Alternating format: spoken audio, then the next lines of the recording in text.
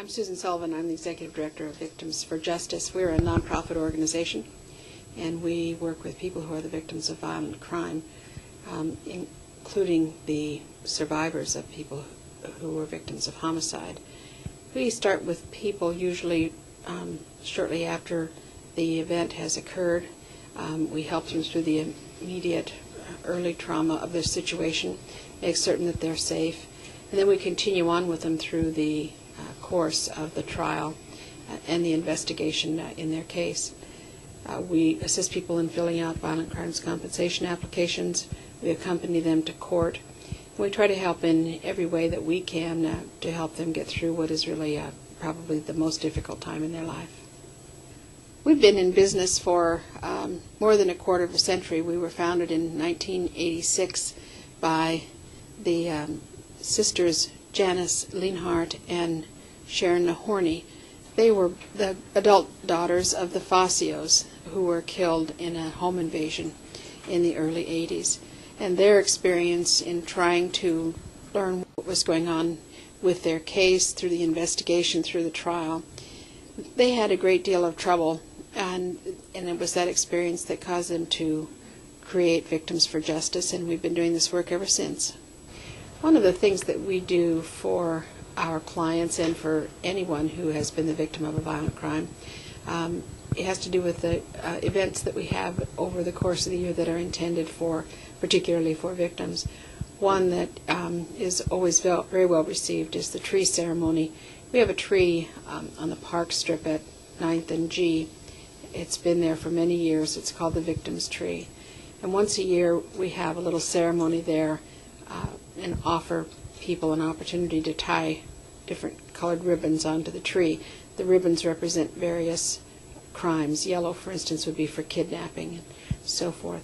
So that always is an occasion that is important to people so that they can remember those people that they loved who may have been the victims of crime, and also so that they themselves, if they're a victim of crime, can be recognized.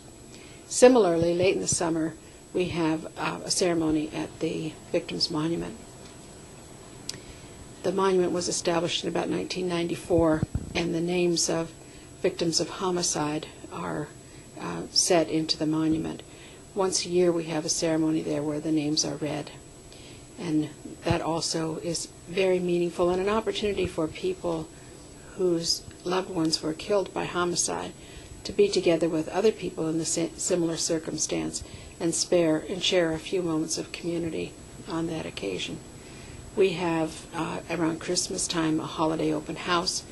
Christmas, of course, and the holidays are a very difficult time for people who have lost someone, and that's the purpose of that get-together. Other events that we have are intended as fundraisers and friend-raisers. One of those that is particularly important to us is the River Walk event. This is usually held in February. We hold it at the H2 Oasis water park, and this is an opportunity for people to come and have a fun day at the water park and also to raise funds for Victims for Justice. Local contributions, such as those that we raise at the Riverwalk event, and together with grants, are the way that we are able to support the work that we do at Victims for Justice. The names that are on the Victims Homicide Memorial wall are the names of Alaskans who are the innocent victims of a certified or declared homicide.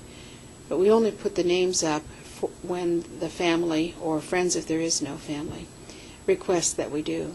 People who are interested in having their names put on the monument or having their names read at the monument ceremony could contact our office. Our number is 278-0989.